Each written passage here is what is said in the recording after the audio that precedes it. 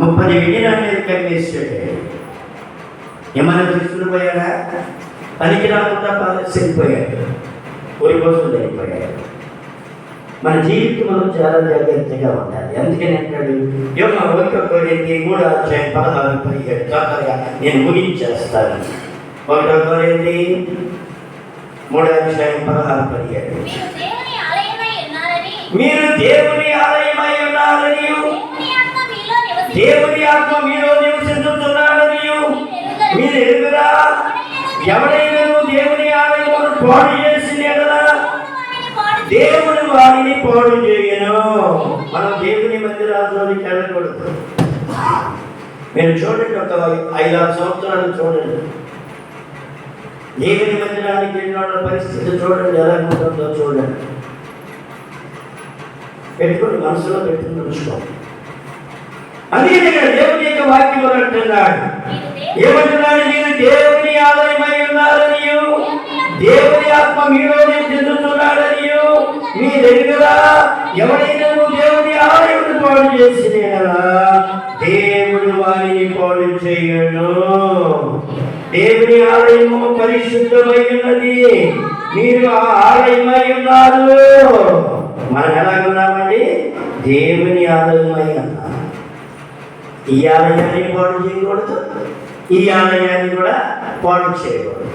ఈ 2 ఆలయాల్ని జాగ్రత్తగా కాపాడుకోవాలి. ఏమని కాపాడుకోకపోతే ఏమవుతుందో తెలుసా?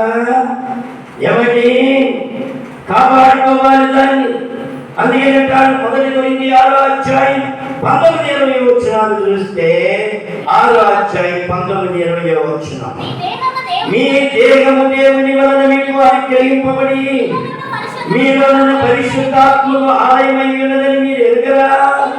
మీరు మీ సొత్తుగారు, మీలో పెట్టి కొనబడిన వారు కనుక మీ దేహముతో దేవుణ్ణి మహిమపరచుడి.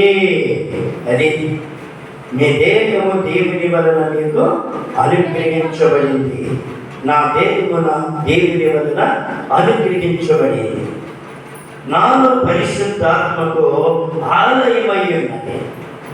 అందుకని అంటున్నాడు, మీరు మీ సొత్తు కాదు. ఎప్పటి సొత్తు?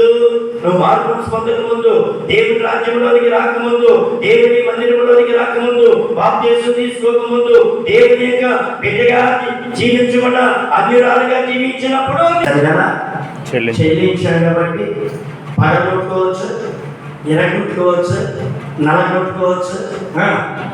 ఎవరైనా ధర్మైనా చేసి వచ్చు. మరి దేవుడు ఇష్టం కదా నువ్వు, మరి దేవుడు కొనుక్కున్నాడు కదా నేను నన్ను.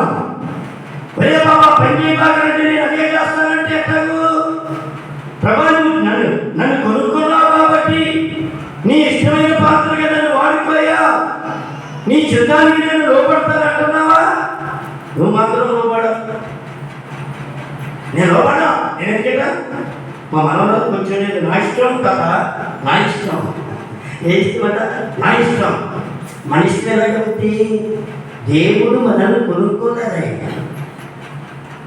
దేవుడు మనల్ని కొనుక్కున్నాడు కాబట్టి మన సొత్తు దేవుని సొత్తు. అదే అంటున్నాడు ఇక్కడ. ఏమంటున్నాడు ఇక్కడ? మీరు కదా, మీరు మీ సొత్తు గారు, మీరు పెట్టి కొనబడిన వారు కనుక మీ దేవునితో దేవుని మహిమపరచండి. ప్రభా నైనా నీ చెత్త వెంట నాకు బయటపరిచి నీ చెత్త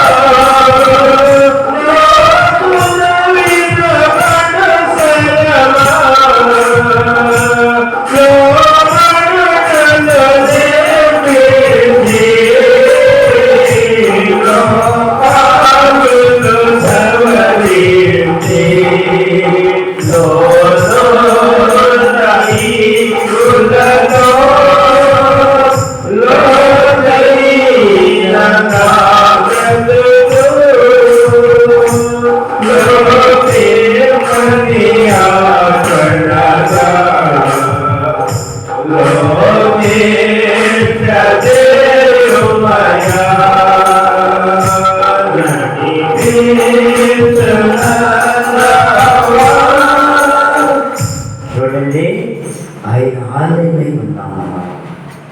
అందుకే నేను సొత్తు కాదు, నేను కొనుక్కున్నా. దేవుడు మనల్ని కొన్నాడు. కొనుక్కున్నప్పుడు ఆయన ఇష్టం వచ్చినట్టు ఉండాలి కదమ్మా. చెప్పండి, ప్రభా నీ చిత్తమనా నాయన,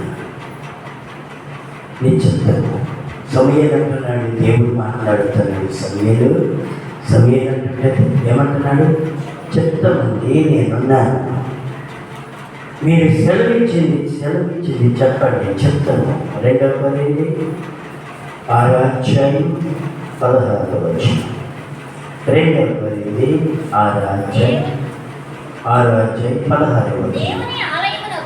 చూడండి, ఇక్కడ అంటున్నాడు, దేవుని ఆలయమునకు విగ్రహములతో మీరు నాకు కుమారులు కుమార్తెలు ఇందురని సర్వశక్తి కలిగిన ప్రభువు చెబుతున్నాడు.